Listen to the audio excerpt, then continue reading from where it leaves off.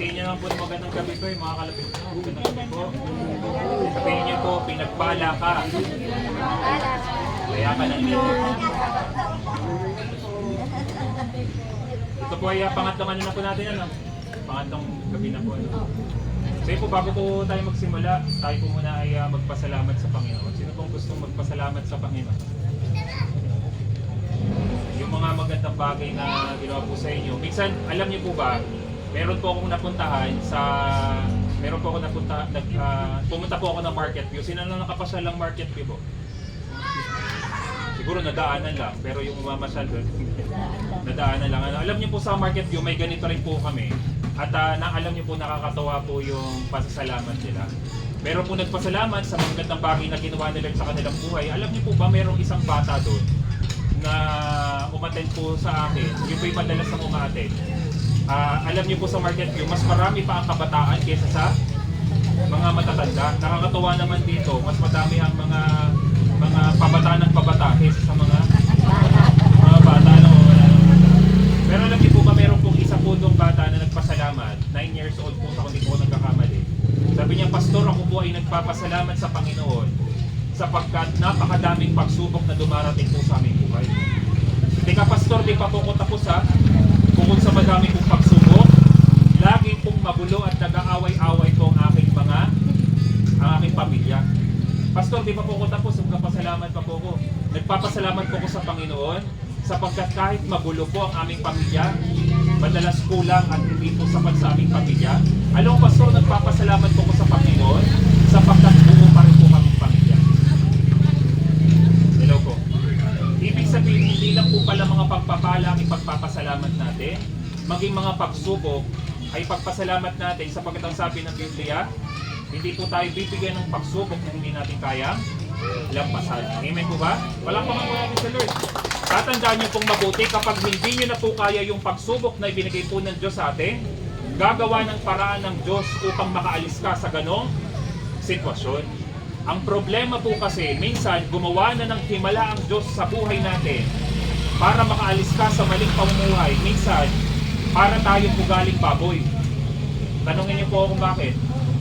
Kasi naliguan ka na nga, babalik ka ulit sa putikan. Minsan ganun po tayo. Inaalis ka na ng Diyos sa pangit na sitwasyon ng buhay. Bakit minsan?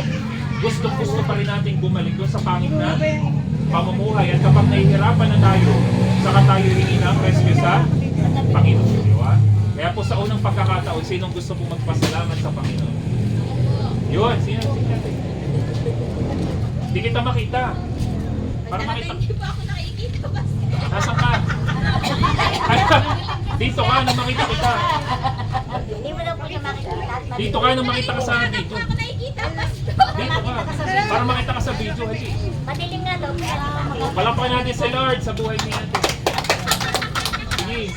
Magpasalamat po ako sa mga taong nagmamahal sa akin. Sabi ko ako Aray ko, di ba?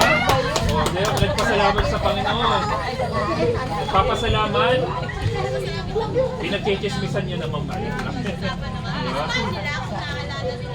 Naalala ka, ano? Baka pinagpala ka, di ba? Lubos kang pinagpala, kaya ikaw ay pinagpala. Sino pa ang pangalawa? Aba, pinagpasalamat nga yung pagsubok yan. Amen. Sino ang kasunod? Si Tita Mia. Nagpapasalamat sa Panginoon dahil nung nakaraan ko yung live, nakakita ako, nagbay ng live.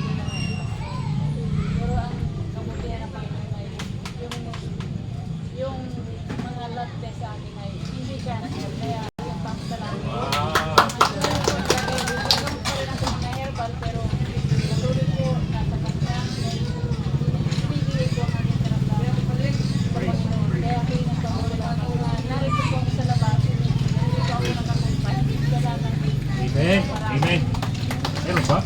Wala. Amen. Ay, talaga wala. Sino ba pong kasunod?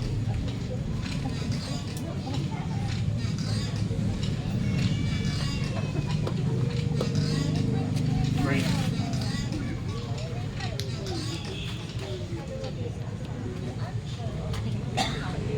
Bluetooth mode. Praise. Eh, mas malakas pa boses ko eh. Hello.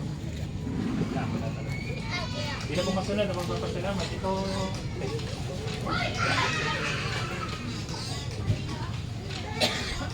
sige po, palakpakan na po natin sa Lord. Ay, si tatay pala. Hindi ko na pa. Para mapagpalang gabi po sa lahat. Salamat po ako sa Panginoon. Sa loob ng 30 taon na pagkatayo ay namin ng dawa, alaman po at nabasa ko sa Bible na talagang nasabi na hindi kita pababayaan. Maraming salamat. Wow. Yun lang po ang nabasa. Tatandaan niyo po na lahat po nangyayari po sa atin, lahat po na nangyayari sa atin, alam niyo po ba na hindi po aksidente lahat ng nangyayari sa atin? Mapapangit, mapapabuti, wala pong aksidente na nangyayari sa atin. Lahat po yan ay niloloob ng Diyos para sa atin, para tayo ay matuto at parang patunayan po niya na hindi ka po niya iiwan. Kasi po tatandaan niyo po, may mga bagay po minsan na hindi po maiwasan na magsisi tayo sa mga mali nating desisyon, tama po ba? Pero kapag babalikan po ninyo yung mga nakaraan po ninyong maling desisyon at ikaw po hanggang ngayon ay humihinga pa, eh mapapansin po ninyo, magpapasalamat ka sa mga bagay na nangyari sa iyo nung una, sapagkat kung hindi nangyari yun, malamang hindi ka pa nakaupo sa ngayong gabing ito. Tama po ba? Tamang tatandaan nyo pong mabuti, human rejection sometimes is God's redirection. Minsan, inayawan man tayo ng tao, iniwan man tayo ng tao, pero yun po pala ay proteksyon na ginagawa ng Diyos para sa atin. Kaya po minsan, doon po sa loob po ng kulungan, di ba minsan nangangaral po ng Biblia sa kulungan, sa City Day. Sasabihin po namin doon sa mga nakakulong, alam mo ba, kaya ka nakulong? Magpasalamat ka pa rin sa Panginoon. Ito yung mga preso naman napapakamot. Bakit kami magpapasalamat sa Panginoon? Kasi kung hindi ka nakulong, baka ngayon patay ka na. Minsan yung pagkakakulong natin sa sitwasyon na meron tayo ay proteksyon ng Panginoon para mailayo tayo sa matinding kapahamakan. Amen po ba? Yung mga pagsabog na lang ng eroplano, yung kaisa-isa hindi napasampa dun sa pa-plate na, ay di iyak-iyak siya. Abi, mabalita yung palang sasakyan niya ay nag-plane crash at siya lamang ang nakaligtas. Amen po ba? Palakpakan mo natin sa Diyos. Kaya tatandaan niyo pong mabuti, papaano pastor, napakahirap ng sitwasyon, paano ako makakaalis? Ang tanong, ikaw ba ay konektado sa Panginoon o hindi habang dumadanas ka ng pagsubok?